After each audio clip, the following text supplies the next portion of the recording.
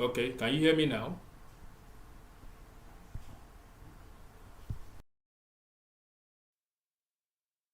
Okay, can you hear me now?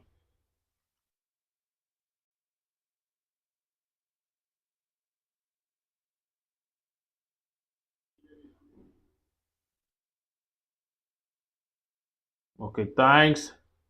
So, in case you are new to this, all you need to do is to all you need to do is to drop your question. You need to drop your question at the chat room. So that's the only way we can communicate. Then I'm going to answer your question.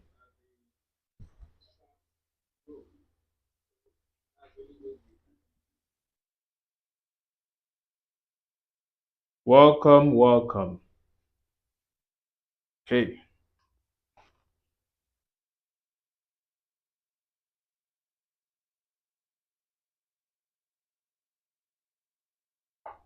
I believe audio is back. Okay.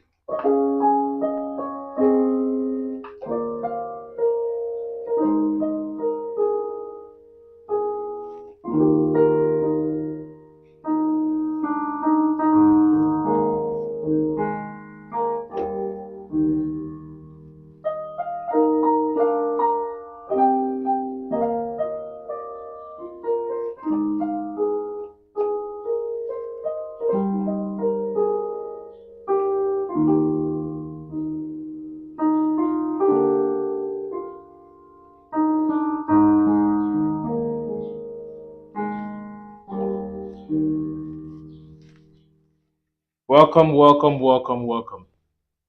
Okay.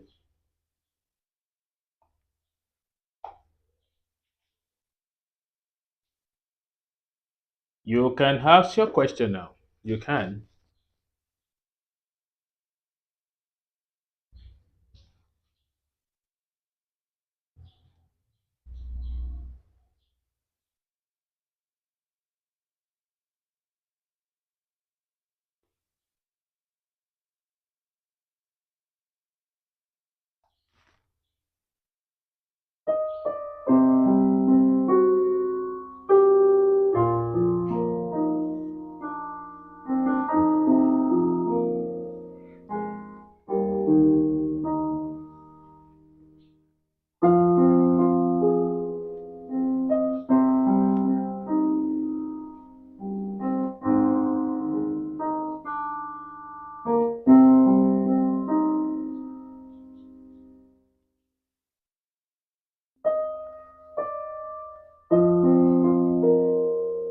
Don't forget, once you join us, you can drop your question on the chat box so that I can answer your question. Okay, I have a question here already. Yee, good. That's great. That's great. So this says that I've been following your videos for a while now, and I must say, I really like what you do. Okay, thank you very much. Thank you very much. I appreciate too.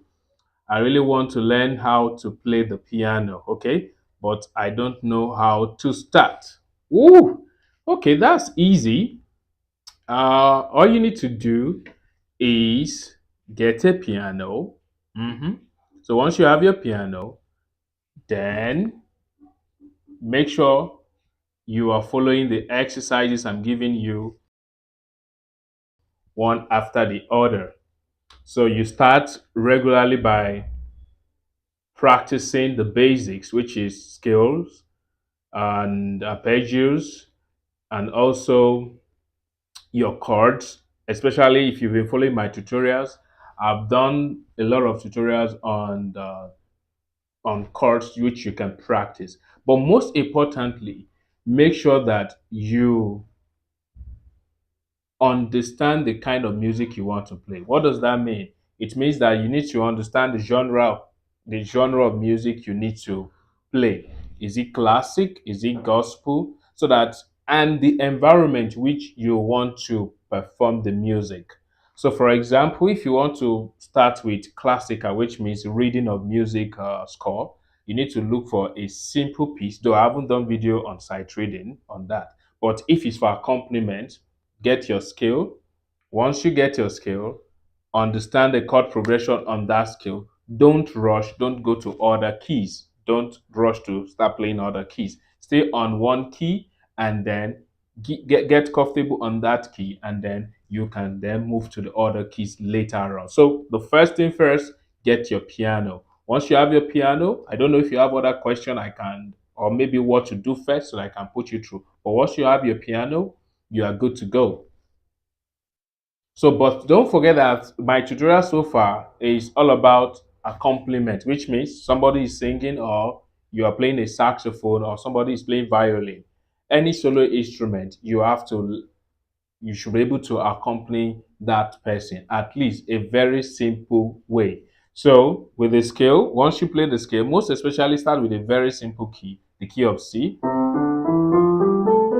Once you do that, you practice your scale, uh, run the atonic scale of C, which means this is your chord 1. I'm playing in root position, chord 2, chord 3, chord 4, chord 5, chord 6, chord 7, and back to 1. Once you practice that, you also go with your voicing. Chord 1 is first inversion. I've done it in my video. Second inversion. So at the end of the day, by the time you pick a simple chord progression, let's say for example, let's do a chord progression of chord 1, chord 4, and chord 5. So if you feel like you are okay with this shape of your chord progression on the key of C, stay on it, and then until you get comfortable on it before you go to other inversion, because you need to get yourself attuned to this shape of chord progression before you go to the next one. So once you've done that, you then pick a simple song. You can even start with a simple song like Twinkle, Twinkle, Little Star, how I wonder what you are. So you can do that. Twinkle, twinkle, little star. Then you see that. Then how I wonder what you are. Simple song like that. Twinkle, twinkle, little star. You see, I'm just making it very open. Then how I wonder what you are. You see, I'm still using root position. Later on, you can do other voices which you can do, but make sure that the most important is that take simple song, rhyme in simple song, the chorus of a song, and then play along. So that's where to start on with your accompaniment.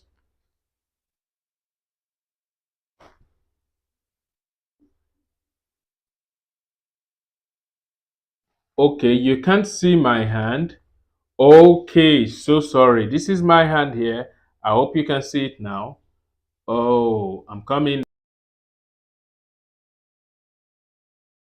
Okay. Okay, so this is my hand here. I hope you can see it now. So the song I was playing was Twinkle Little Star, easy one. So twinkle, twinkle, twinkle, little star. I hope you can see my hand. Then how I wonder what you are. I hope you can see my hand. Please let me know if you can see my hand in the chat section so that I can reposition again.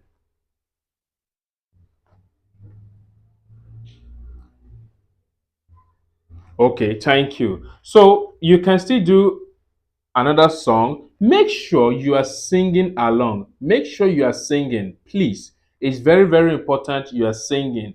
Once you sing, you are developing some part of your brain to get used to movement of chords. You understand? So you can still pick another song. You can see I only use just 3 chords for that song. Another one you can pick is Happy birthday to you. You see that? Happy birthday to you. Happy birthday happy birthday, happy birthday to you. Okay, good. I have another question here. The question says, how many hours do you recommend for me as a beginner to practice every day? Practice every day. If you are very busy, I would advise 2 hours every day. 2 hours every day. So that is it. Okay, I have another question here. Say, good evening, sir. Can you please explain the different way of writing music? Example, G suspended second. Okay, I guess this person is talking about chords. Okay, let me quickly explain that. So first, what is G suspended second? This is G suspended second. Okay. So the question you're sleeping asking is, how can you build chord? Good, good. So how can you build chord? Let's quickly take that. So I will take the example you've said, G suspended second. So first, we need to quickly go on the key of G. So I'm playing the key of G. I hope you can see my hand, my finger. Did you see that now? So that is the scale of G. So I want to build a chord of G suspended second. First, we need the root of the chord, which means the key which we are playing the chord on, that is G. Now, you should know that for you to construct a chord, you need three notes, which means the root, the third, and the fifth. Okay, so the root is the key, actually the key which you are playing on. The third is what determines the quality, if it's a minor or a major. Then the fifth, it is what gives you a kind of sustainability, so that it can give you that full quality which you are looking for. So now, so secondly, once you understand that, you need to also understand interval. So the question is, what is the interval of second? So from the G, what is the interval of second from the key G? Good. The interval of second, then you need to also ask yourself, is it a major second or a minor second? So let's quickly run through our intervals. Interval is this. This is my key. Okay, let me go back to C so that it will be open. I'll come back to G, don't worry. This is C, right? From C to D is major second. From C to E is a major third, right? Then from C to F is a perfect fourth. Then from C to G is a perfect fifth. Good. Now let me stop there. Let's go back again. Then from C to C sharp is minor second. So for G suspended second is a major second. So what is major second now? Let's go back to G. Remember that this is the scale of G. G, A, B, C, D, E, F sharp, and back to G. So from G to A is a major second. So if you then play, if you omit the third of the chord of G, this is the triad of G actually. Then if I remove the third, right, I change it. Then I played, instead of me playing the third, I play this. So this is G suspended second chord. Then I will couple it with my left hand. So that's how to build the scale of G suspended second. So you need to understand intervals. And that's what I just gave the summary now. So this is G suspended second. This is G. There are two types of suspended second. We have suspended second and we have suspended fourth. So how did I get suspended fourth? If you count it, this suspended fourth. 1, 2, 3, 4. So this is G suspended second once I put the fifth. So that is G suspended second. So then you couple it with your left hand. So I hope that is clear. Let me know if you understand that so that I can take other questions.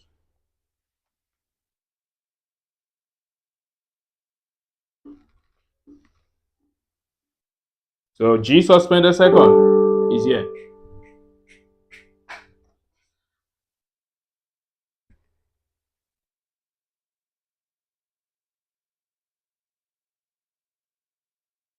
Okay, I think I'm having another question here. Said how many? Okay, I think I've answered this. How many hours do you recommend for me as a beginner to practice a day or week? I've said it every day, minimum of 2 hours if you are too busy. I think that is the question I have here. And then also G suspended second. I've explained that. Understand interval for G suspended second.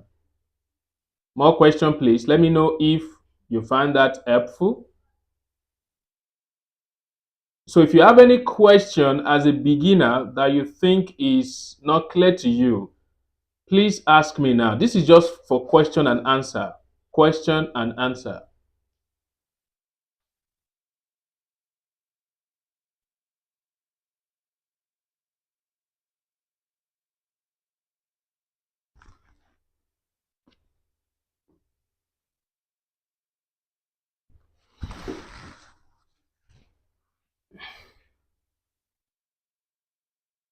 I'm waiting.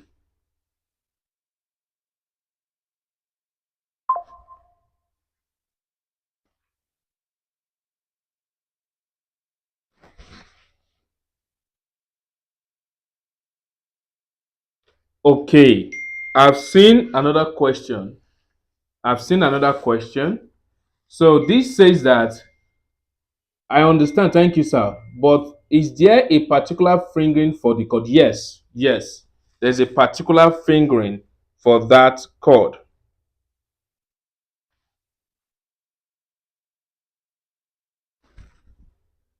So yes, there's a particular fingering for the chord. So if you are playing, let's take for it. Let me go back to C.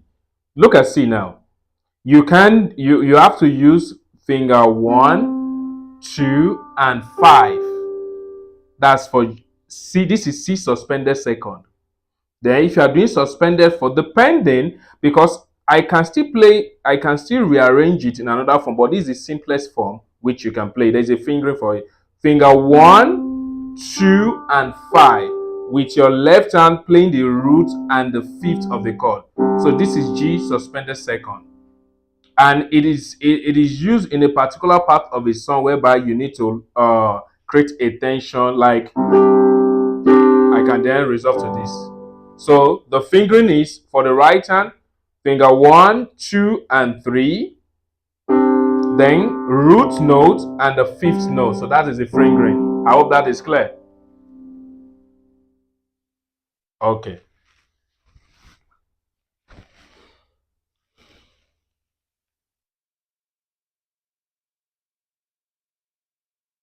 Next question.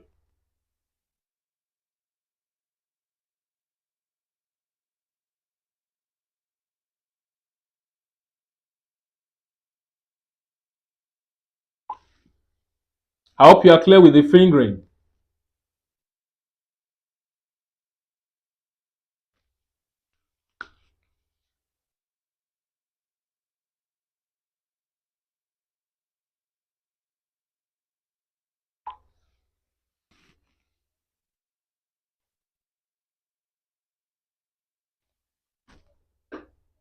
Okay. More question, please. I'm waiting.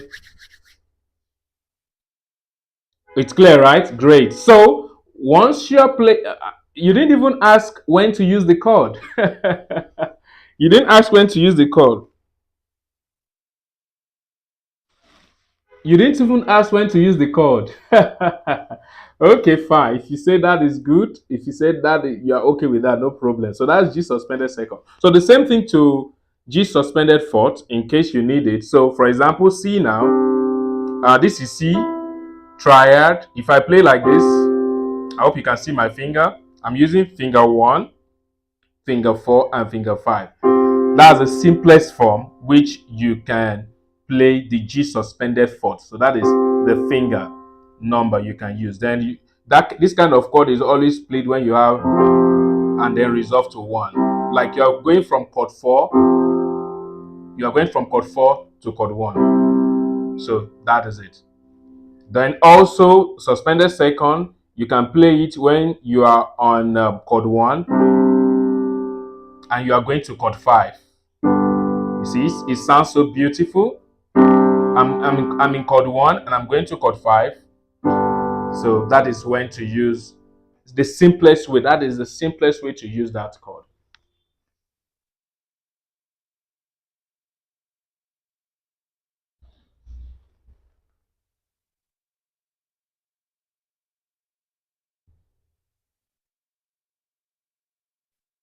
Okay, yes, of course, of course. Every genre of music has its own chord, but contemporary music is encompasses of some certain genre. For example, in the same gospel music, in fact, there are different types of gospel music. We have gospel jazz, we have uh, classic gospel, we have R&B gospel, we have reggae gospel. So there are also different sub-genre of gospel music. So each genre of music, if you go check it out, we have gospel, we have contemporary gospel, we have blues, we have R&B, we have jazz. They have their own pattern of chord. It's not that you can't use them, but they have their pattern of chords. For example, if you are listening to like soul music or pop music, they have their pattern of chords. So for gospel music encompasses of classic, jazz, blues.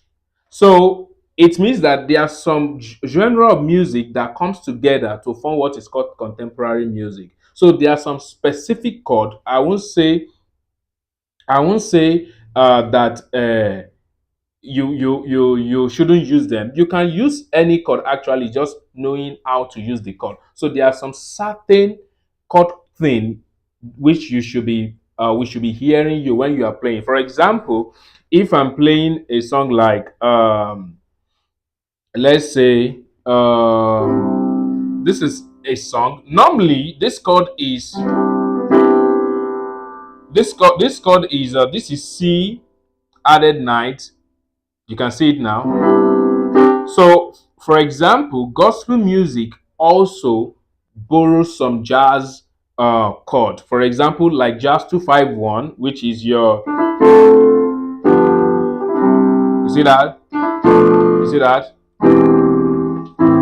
You see, those are gospel kind of chord which is infused into jazz. So it's just all about how you can use it. So that is how the chord works. Okay, I have another question. They said, can you explain? Okay, let me scroll this up. Okay, tone deaf. Wow, tone deaf. Okay, tone deaf simply means that you cannot sound the note you are hearing or the one you've heard. For example, let's say there's something like this. Let me play something like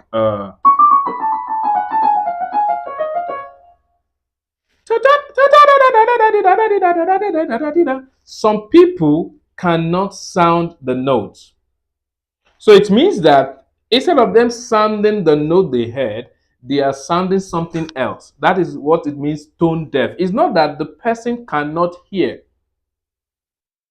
The person can hear the sound, but cannot sound the pitch exactly the same way he or she has heard it. For example, let's say there's a song with let's say twinkle twinkle little star. You see, I'm sounding it exactly the same way the pitch is. Ta ta ta ta ta ta ta. I might not know the lyrics, it's fine. I might not know the lyrics, but I'm sounding it the way I am hearing it. Some people cannot do that. So sometimes you need to train yourself often, like get yourself to music, especially if you are not in a music environment. It really affects you on the long run because the part of the brain that should be activated for music is not activated yet. So you will find it difficult to sound music notes. You see children, even these days, from their early age, they've started singing. Those kind of children cannot have the problem of tone deaf. So tone deaf simply means that you cannot sound the pitch the same way you've heard it. Instead of you sounding it, you're sounding something else. Or you are singing, let's say you are trying to mimic somebody, and you are singing or you are sounding off what the person is singing. Any song at all. It can be your favorite R&B, rhythm and blues, any song at all, and you are sounding off what the person is singing. So that is tone deaf.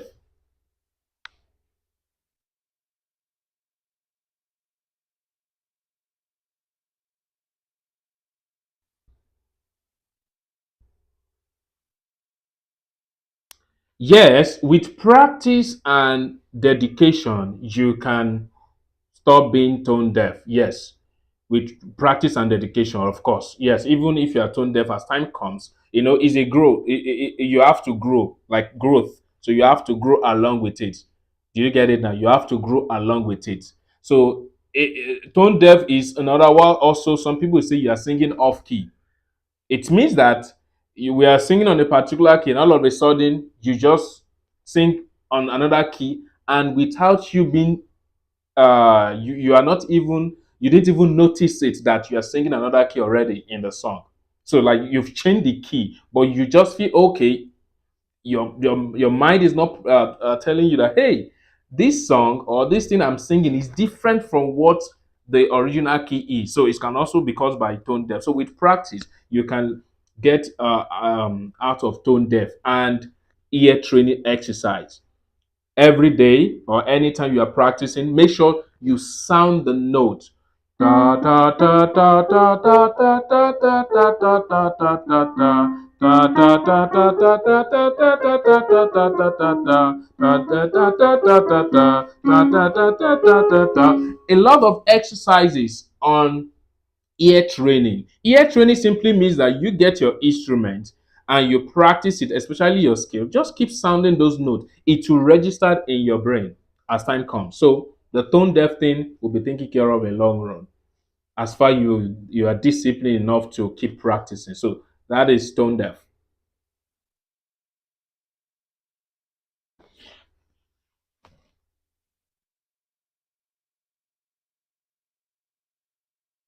Okay, you can send in your next question.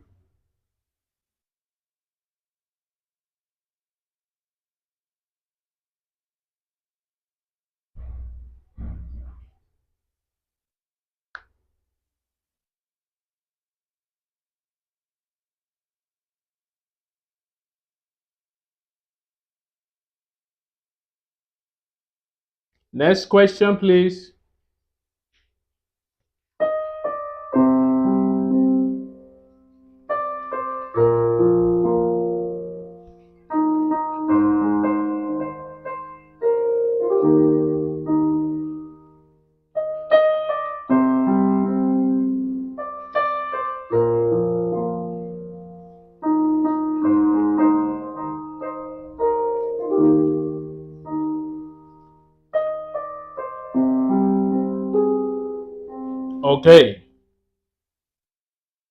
Okay.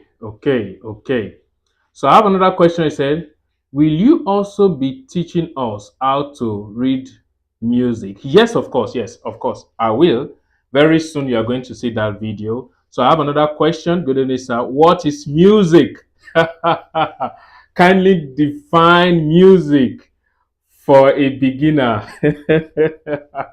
Okay, so if you've been following my YouTube channel on the community part, that is the community section, I've dropped that quiz there, and the answer is definitely there. Well, music to a anybody, it just means an organized sound. Simple and drop your pen. Organized sound. There is this saying that people do say in music that noise is not music. So sound, different sound that you organize is music. Organized sound. That's all. Then you can still keep on giving other definition, which I can give. You can say that music is the art or science. Yes, there's reason why I use that word. So music is the art or science, right? Of organizing sound, comma, harmony, comma, expression of emotion, comma, dynamics, which means you are bringing in the elements of music, which are your pitch, melody, harmony, and so on like that. There are five. So once you just bring those words in, you've defined music. But to a layman, music simply means organized sound, and that is what this studio guys does in their studio room. They come to their studio, they go to the piano, they organize the sound, they make it sound nice. They bring in saxophone, everything together. Once this sound is organized, you find out that whenever you are doing a music, and there is distraction, let's say mic making noise, maybe somebody singing off key or drummer going somewhere, if you find out that at that time you are not making music. So music simply means an organized sound. So the next question I have here say that I heard that math okay, I heard that there is math in music. Yes, of course. So that's the same question somebody asked, that will I be teaching them sight reading? Yes, there are math in music. Okay, the math is just this is it. Let me explain this. Music is played in respect to time, and everything that has time in it is calculated. I don't know if you get. Music is played in respect to time, and everything that has time in it is calculated. So there are simple addition and subtraction you need to do. For example, let's say you go to the music studio, and they've set for you 1 hour, that is 60 bpm, which means in 1 minute you should finish singing. That is the calculation. It means that if you altered any note, you played any notes too slow, you will not reach that time, and that's where the calculation thing comes in. The whole calculation idea is not a real your is not real is not this real further math we are talking about. No, it's not your additional math, your dy dx. No, but it's just for you to get your timing right. It's just for you to get your timing right, so that you won't miss it. And the whole idea of simple calculation comes in when you are reading music sheets. But naturally, we as musicians, we are doing this indirectly. Because if our song is to last for 4 minutes, if you sing it the same way, you didn't shorten any note, you are going to end at 4 minutes. So, for example, in music theory, there are music notes. Each of these notes receive a certain count. That's where the calculation comes in. For example, which I'm still going to do soon, we have the one of the beats called crotchet. That is one beat. We have another beat called minim. That is two beats. We have another beat called quiver. That is another beat. So you imagine you have three of these beats together. So you now need to calculate it. You need to count it. Did you get it now? So that because at a certain time, you must finish that note. That is where the calculation comes in. It's not really a tedious math like that, but the main if you are talking about mathematically, what you need to understand is just fractions. Addition, subtraction, and fractions. That's all. So once you understand addition, subtraction, and fractions, you can do that music theory exercises or reading of music sheet. So that is where the math comes in. It's not a scary math. Don't get yourself scared of it. No, no, no. It's not the Y, the X thing. No. But if you are now going for music engineering in university, oh my goodness, there is bunch of calculations on it, because all the frequencies that have been manipulated on the piano, each has a number, each has a formula you must put together to develop that software. If not for music math, we don't have software like a software these studio guys uses to create music, if not for this calculation. So but if you are going for music engineering, it's a career in music which you can learn in university. You need to understand this, apply those so-called mathematics, sound frequency, and everything we need to know. For example, this piano is tuned to a certain frequency. If I bend that frequency, it's going to sound off. You see, that is the excess of calculation, and that is where the music calculation comes in. But for singer in generally, of just for lover of music or just for you to read music, it's just simple addition, subtraction, and uh, and your fractions. How you can add them together to get the numbers. That's where the calculation comes in.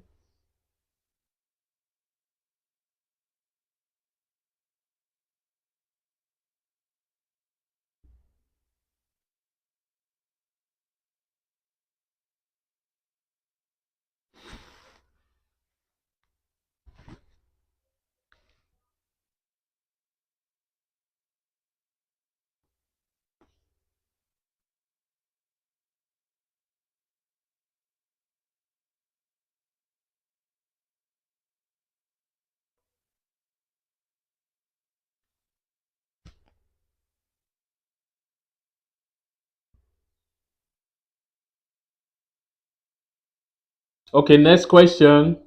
So don't be scared of music. It's not much calculation. Trust me. Don't be scared. There's not much calculation in it. I'm waiting.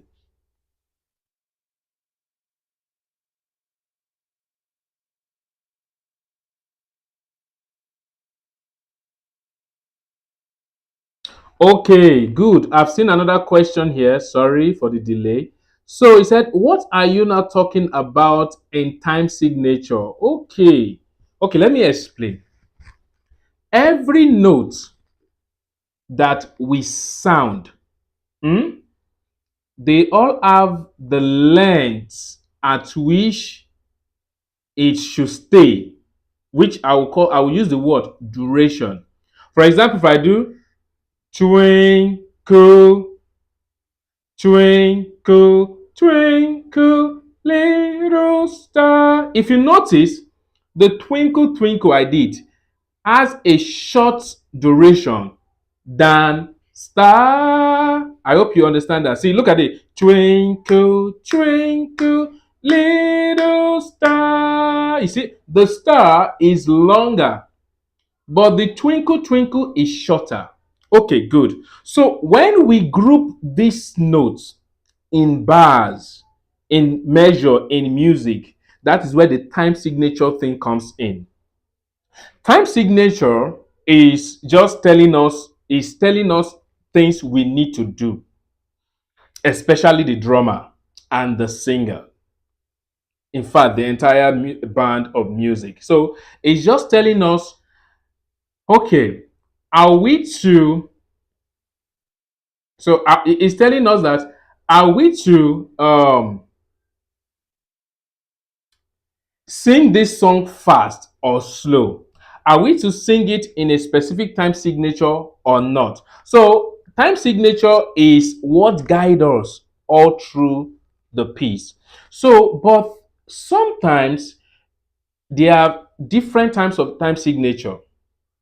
We have the common 4/4. 1, 2, 3, 4. 1, 2, 3, 4. And we have another time signature which is 1, 2, 1, 2, 1, 2. Then we have another time signature which is 1, 2, 3, 4, 5, 6. 1, 2, 3, 4, 5, 6. 1, 2, 3, 4, 5, 6. You see, they are different. So if a song is 1, 2, 3, 4, 1, 2, 3, 4, and you now bring in a song with 1, 2, 3, 4, 5, 6, 1, 2, 3, 4, 5, 6, it means that you are singing another time signature. That is just all. So every song you are going to listen to have a specific time signature that the song was sung.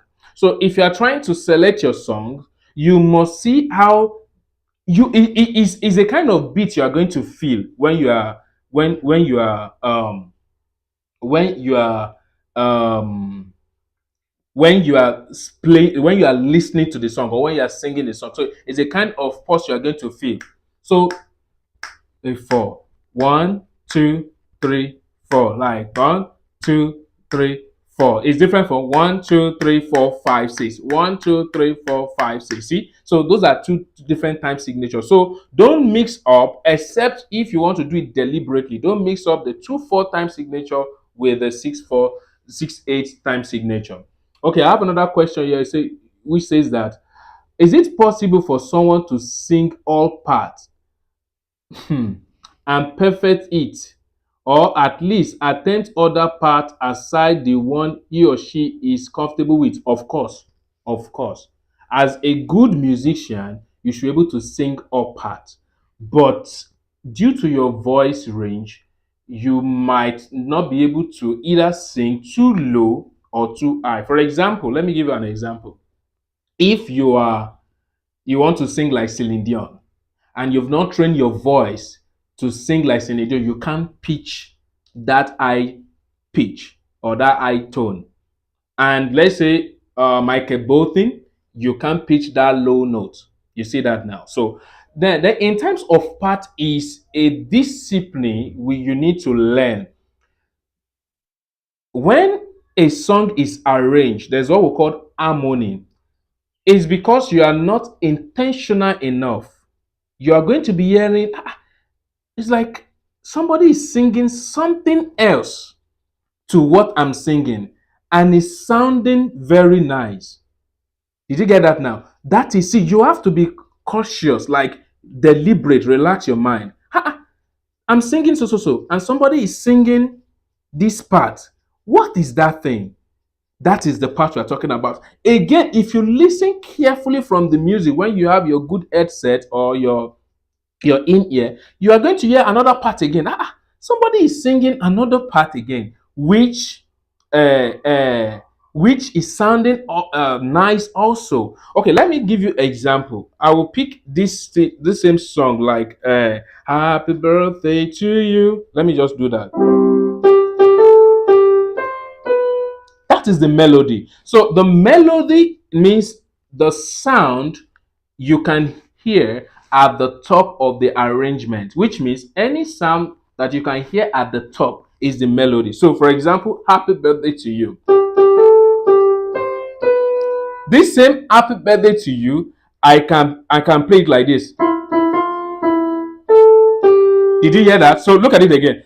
Happy birthday to you. I can play like I can still sound this is the harmony part. I can play happy birthday to you. If I play it together, I'm going to have sorry. Did you see? It sounds so beautiful. Happy the song. So with deliberate attempt, it's just for you to hear the speech, the pitch of the song, and then you sound it. You can sing other part. You can sing any part you want, as far you are deliberate about it. Then the next question said that, can you explain? Coming. Can you explain what people mean by music theory? Okay, good. Music theory is the you learning the rules of music. For example, when you go to your math class, you'll see your teacher will say quadratic equation, simultaneous equation, algebra. You see, those are when you learn the rules of music. You learn to write music. That's what it means by music theory, which means you understand music note, you understand music composition, you can arrange music, you can arrange part, you can hear part, you can score for trumpet, you can score for saxophone, any instrument at all. I can recommend a book if you really want to learn about music theory. I will drop the snap it and drop the picture if you really want to learn about music theory. So that is where the rules of music is learned, and then you then can manipulate it or modify it. That's the meaning of music theory. When you learn the rules of music, their rules, their theory, which means that is where the calculation thing you are asking comes in. So there are rules you need to learn, then apply that rules, and that is what music theory is. It's just like physics. It's just there's what we call in school. I'm sure you remember. There's what we call practical to chemistry, and there's what we call theory to chemistry. Theory is what we do in Nigeria. For example, they will tell you that if you want to go to space, you can shoot your parachute at 100 kilometers per hour to go to the space.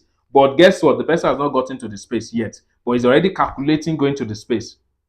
So by the time you now get to the space, by the time you now get to the the laboratory is then you actually now apply that theory. So in the music theory class is when you learn the theories, the rules, the numbers, those things you can put together to form music, those things you can put together to create music software, those things you can put together to create your own music. That is where that is being taught, so you can then manipulate them.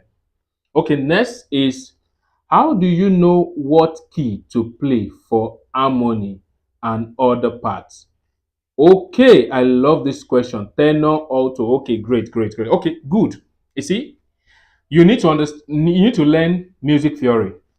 That's where it comes in. So, according to the chord structure, which I've been teaching, there's what we called, for example, if you've been following my tutorial, if I play the C major chord, if you notice, I'm not just playing one note. If you notice, I'm not just playing one note of this is a C major chord. I'm sure you may ask that, if it's C, can't I just play C like this and go? No, because there are some other notes that needs to be put together to form the C major chord. It's just like when we are cooking rice, you want to cook jollof rice. You can't just boil rice alone and say you've cooked jollof rice. No, you have to put shaki, you have to put your maggi, your salt, all those things. That's what we call harmony. So in music theory, that's what we call the harmony rules. So if I hear any melody, apart from me hearing the parts from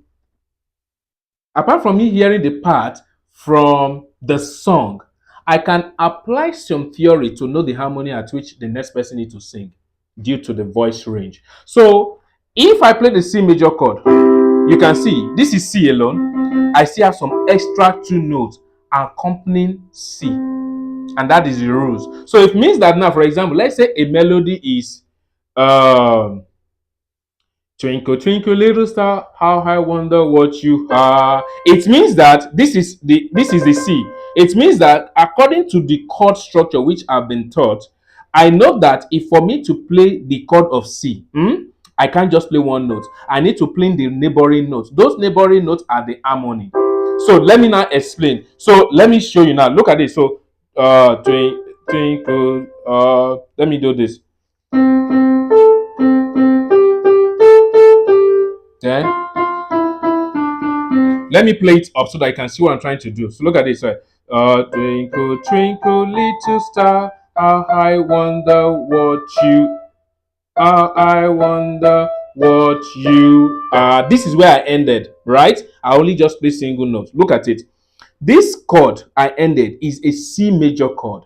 According to the music theory, I can couple it together with these two notes under. So these rest two notes under are the harmony. So look at it now. This is soprano. This is what? Alto. And this is tenor. That's all. Then if I have the bass, I will repeat this. This is bass. So every melody you are sounding, every note you're sounding, they all have about three notes that follows them. For example, look at this now. Let me play twinkle, twinkle, little star. That's for single note. Now let me play it with harmony. I'll play like this with harmony. Watch me. Watch me. Listen. Did you see that now? That's the melody of Twinkle Twinkle Little Star. But look at the other notes I'm playing along with it, and that's what made me get the alto part, the tenor part, the soprano part, or the bass part. Because look at it now. Twinkle. This is the soprano. So this is my soprano. This is alto. This is tenor. This is bass. Twinkle,